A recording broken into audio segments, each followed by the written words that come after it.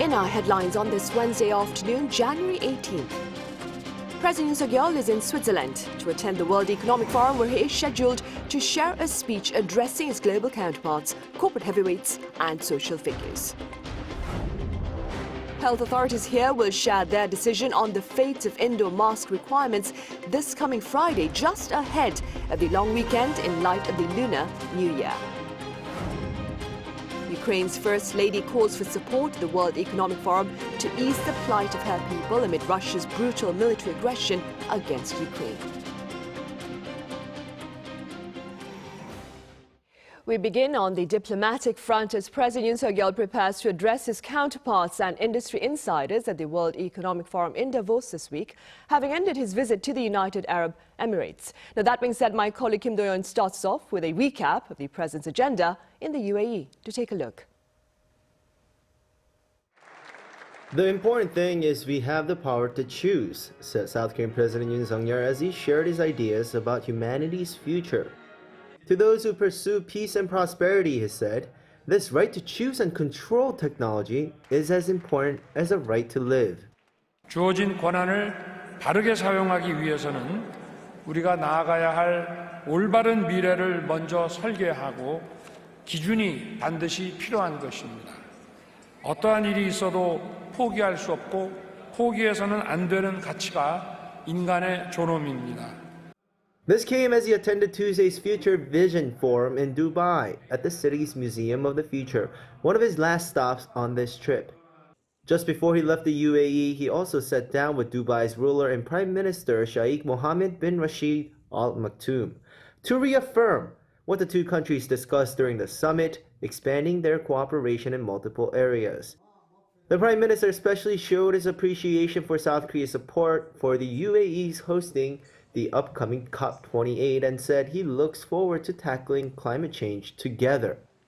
That wrapped up President Yoon's state visit to the UAE. Among the many events on this 4-day trip was a bilateral summit on Sunday, which a joint statement documents and specifies what was agreed as the two leaders decided to further develop their country's special strategic partnership. This agreement also strengthens cooperation in 4 key areas, namely conventional and clean energy, including the peaceful use of nuclear energy, as well as economy, investment, and defense technology, and expanding further into space development, emerging industries, and culture. Also reaffirmed in the statement is their shared goal of the complete denuclearization of North Korea and promoting peace in the Middle East. And most importantly, as President Yoon emphasized that this trip was for South Korea's economy, the statement included $30 billion of investment in South Korea, solidifying that the 48 MOUs that have been signed between the two countries are not empty promises. Before leaving, President Yoon made sure to thank the UAE leader and Emirati people for the warm welcome. Posting on his social media, he said, South Korea will repay that with trust. In addition, he praised those working at Baraka nuclear power plant, calling nuclear energy the symbol of bilateral cooperation with the potential for more cooperation in the future. Kim Do-yeon, Arirang News, Abu Dhabi. And President Yoon Suk-yeol is now in Switzerland, the second leg of his 8-day two-nation tour that began this past weekend. Upon arrival there Tuesday evening, President Yoon met with South Koreans residing in the country and highlighted the importance of collaboration with countries that share common values. Do take a listen. 스위스와 같이 우리와 보편적 가치를 공유하는 기술 선도국들과 첨단 과학기술 협력을 강력히 모색해 나갈 것입니다.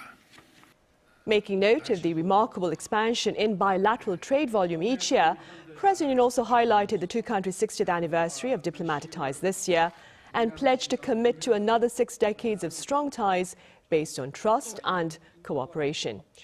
Come Wednesday local time, President Yoon will head to the Swiss resort town of Davos for the World Economic Forum. And at that forum on Tuesday, Ukraine's First Lady took to the podium to call for global support in easing pain and restoring peace in her country. Our Ising covers her remarks. Speaking to world leaders and corporate executives at the Davos Forum on Tuesday, Ukrainian First Lady Olena Zelenska pressed world leaders and corporate executives at the World Economic Forum's annual gathering to do more to help Ukraine. The war is causing great suffering, and it is playing a decisive role in the global development of democracy. That is why great solidarity shown by democratic countries with Ukraine is crucial. She also stressed that many people in the country are starving because of the prolonged war, adding that the country has the longest bread lines in the world. The First Lady also noted that one of the main goals in the near future is to finally put an end to the war that's now nearing its one-year anniversary. We have to pronounce an end to this war. Not only so we have a date, but so that we can reset the time and start counting peacetime, because peace does not equal a truce. Meanwhile, during the Davos Forum on Tuesday, Andriy Yermak, the Ukrainian president's chief of staff, said more than 9,000 civilians, including 453 children, have been killed in Ukraine since the start of Russia's invasion. He says that such action against the Ukrainian people will not be forgiven and that each criminal will be held responsible. The Ukrainian official added that Ukraine wants a special international tribunal to try Russian political leaders and reparations for the destruction caused by the invasion. The comments come as the UN High Commissioner for Human Rights said Monday that more than 7,000 civilians had been killed in Ukraine since Russia invaded, while the true number is likely to be much higher. Lee Seung-jae, Arirang News. Here on the local front, health officials will make public their decision on the fate of indoor mask requirements this coming Friday. Our Shin Se-byuk has the latest.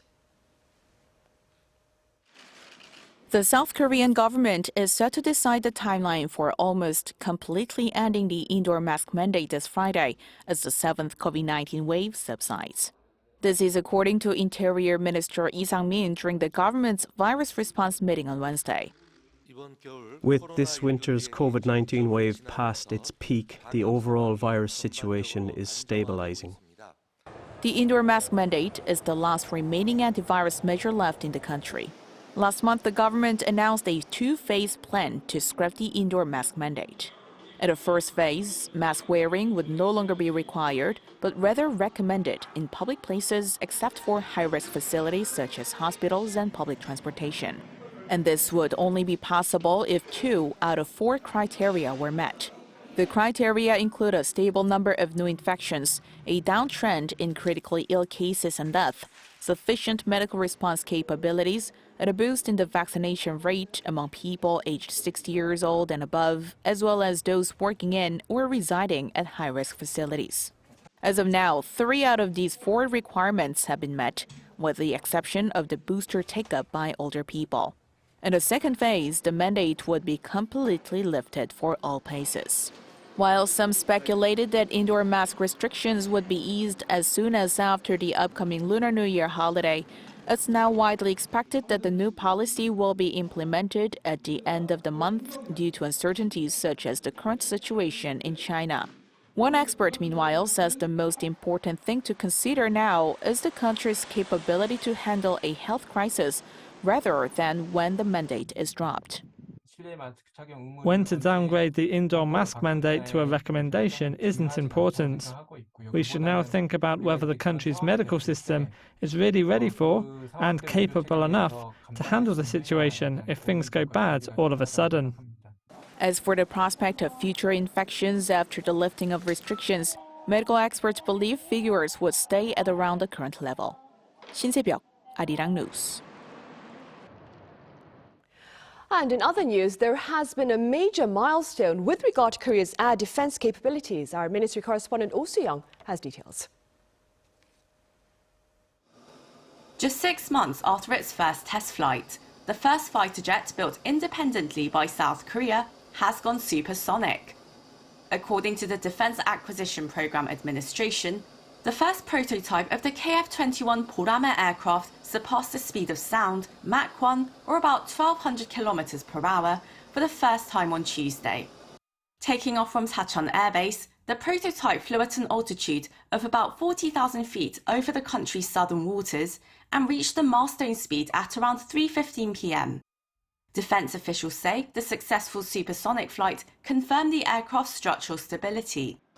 It was able to withstand shockwaves and unstable airflow that typically hit the body of an aircraft when it breaks through the sound barrier. The test flight also marks a first for South Korea's defense industry, as the KF-21 is the country's first fighter jet developed completely with domestic technology. Defense Minister Lee Jong-suk called the flight a historic achievement, saying it lays the foundation for a stronger military, as well as paving the way for South Korea to become a major arms exporter. Seoul has been working on the KF-21 since 2015, pouring more than $7 billion into the project. It began flight tests in July last year. Having conducted more than 80 sorties so far, developers say they will continue to increase the altitude and speed of the aircraft, as well as improve flight stability, to make the KF-21 a full-fledged supersonic fighter. The country aims to finish developing the aircraft by 2026. Oh Soo-young, Arirang News. Meanwhile, 2 fallen heroes of the Korean War have been identified by South Korea's military forensics agency. According to Seoul's Defense Ministry on Wednesday, DNA analysis was used to identify the late Private First Class Choi Bong-geun. Cho was discovered in April 2001 by the U.S. while excavating the remains of American soldiers.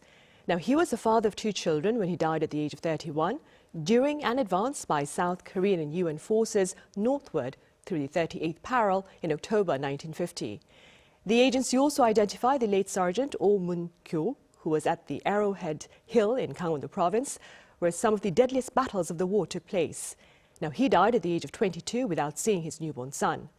Since the year 2000, a total of 204 fallen soldiers have been identified through joint efforts by South Korea and the United States. Dispute remains heated between the government here and Korean victims of Japan's wartime forced labor following last week's announcement of plans to compensate the victims through a Korean public foundation. Our foreign affairs correspondent Pei Eun-ji explains. Last week, the South Korean government revealed plans to compensate Korean victims of Japan's wartime forced labor through a public foundation, instead of the assets of the accused Japanese firms. In a briefing to Parliament on Tuesday, South Korea's Foreign Ministry said this way of compensation can also be applied to pending cases filed by the victims, in addition to the 3 finalized court rulings. We believe a similar approach is possible for pending cases if the court rules in favor of the plaintiff. But the victims and the civic groups supporting them have been protesting against the government's plan, saying this issue cannot be resolved without sincere apologies and participation from the Japanese companies. Of the total number of lawsuits filed over wartime forced labor, only 3 have been finalized in court, and 67 cases are still pending.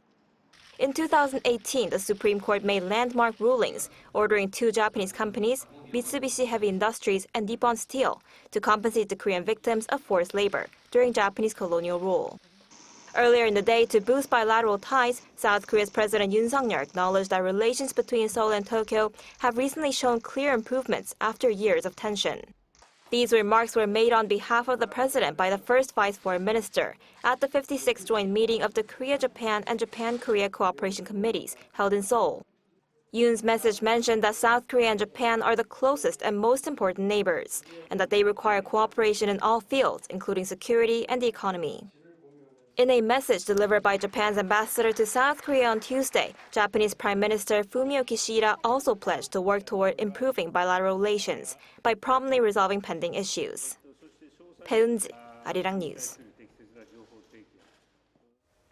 The special parliamentary probe into the tragic Halloween incident in Seoul's Itaewon district last year came to a close late Tuesday with a unilateral report by the opposition party amid an angry walkout by the ruling party. Our National Assembly correspondent Han Sung-woo has more. South Korea's parliamentary investigation into the deadly Halloween crowd crush in Seoul has come to an end, with the nation's 3 main opposition parties unilaterally adopting a final report on the probe's findings. Before its adoption at a special committee meeting at the National Assembly on Tuesday, lawmakers from the ruling People Power Party left the room after a heated exchange with the main opposition Democratic Party of Korea.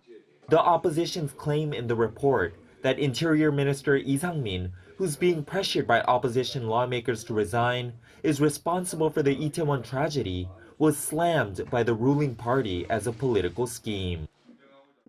This probe began with the opposition's intent of laying all the blame on the Yoon Suk-yeol administration. And until now, they've been bringing the issue of perjury into question just to oust Minister Lee Sang-min, a transparent trick aimed at collecting evidence to kick him out. We've clearly established through this probe that the government did not do anything right in terms of disaster management, from prevention and preparation to response and restoration. And Minister Lee Sang-min is the one responsible for all of this. Also included in the report are accusations of perjury against not only Minister Lee, but several other officials, including the chief of the Presidential Office's Situation Room for State Affairs, Han Ho-seop, and National Police Agency Commissioner General Yoon.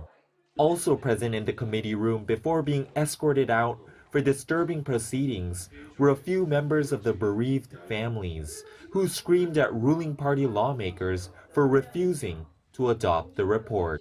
Han Sung-woo, Arirang News. Meanwhile, new findings show corporate Korea is making substantial efforts to ensure a sustainable and socially responsible business environment. In fact, the country's top 100 firms by sales invested over $4 billion to this end last year. Our Yoon reports. The Federation of Korean Industries is the lobby for family-controlled conglomerates in South Korea. Their report released on Wednesday shows that South Korea's top 100 companies by sales invested over $4 billion in 2022 to combat pollution and promote workplace safety. The figure is an 87.6% increase compared to the previous year. Meanwhile, the top company's CO2 equivalent, which serves as a barometer for the effects of various greenhouse gases on the climate, came to 267.3 million tons last year, 4.7% more than a year earlier. But these companies' greenhouse gas emissions, when an increase in sales performance in 2022 is taken into consideration, actually marked a 13.5% decrease from the previous year. Leading companies like the country's #1 steelmaker POSCO say this aligns with efforts by top companies to further promote environmental, social, and governance management, as well as their pledges to achieve carbon neutrality by 2050 in accordance with the government's greater plan to reduce greenhouse gas emissions. Yoon, Arirang News.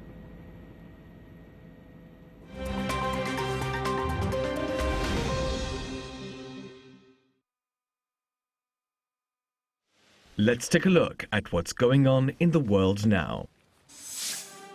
In Vietnam, the country's president has submitted his resignation. President Nguyen Xuan Phuc looks set to leave the presidential seat. It's a surprise move that marks a shift away from the ruling Communist Party's typically careful political changes. Though not as powerful as the party's general secretary, the role of president still has significant power.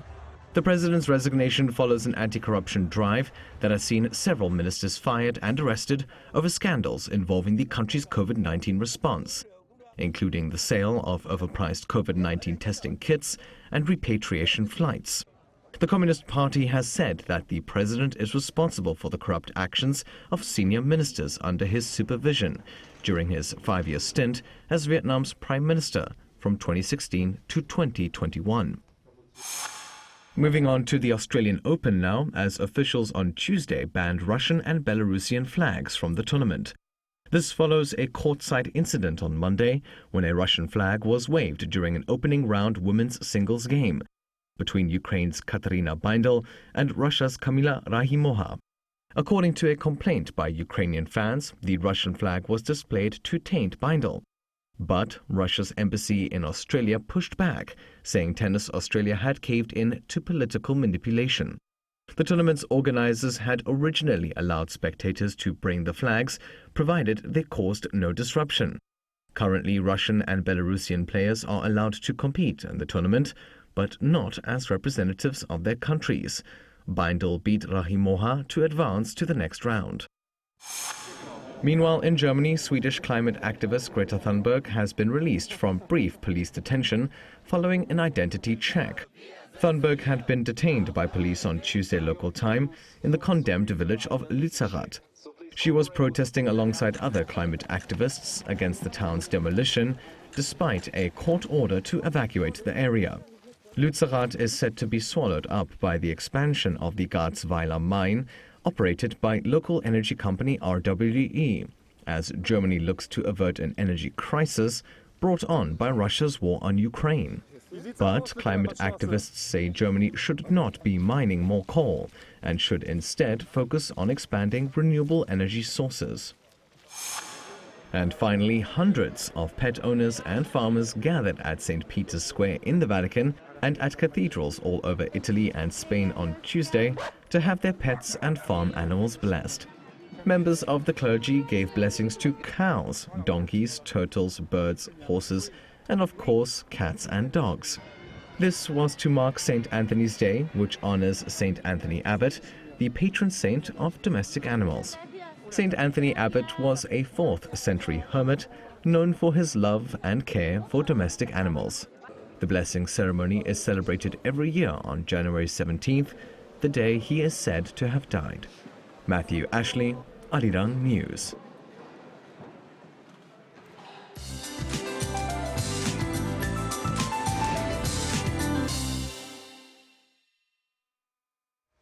Hello, I'm Lee Ji-hyun with the latest weather updates. Temperatures are hovering around seasonal norms all day. The winds have died down, so the chill is bearable and should stay that way through tomorrow afternoon. But have a face mask that can give you some protection against fine dust, as the dust level has risen in Gyeonggi-do and Chungcheong-pukto provinces. The rest of the western regions see dust levels going up during the morning and tonight. And tomorrow looks to be a dusty one as well for many parts of the country. Afternoon temperatures are 1 to 4 degrees higher today. Cloudy skies will give way to more sunshine as the day goes on.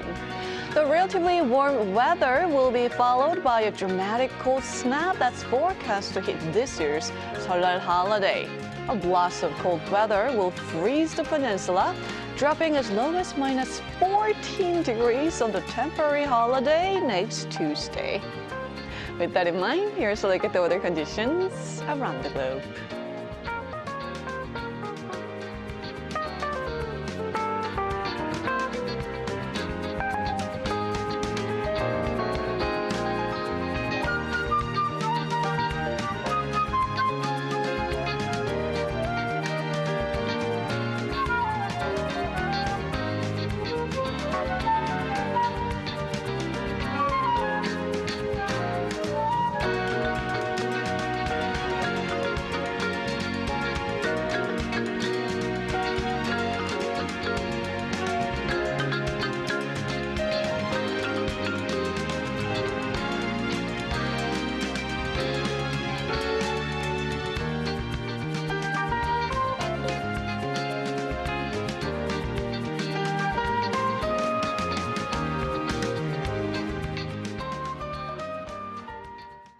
And on that note, we end our afternoon newscast. But do stay with us for our panel session coming up right after this break. Thank you for now.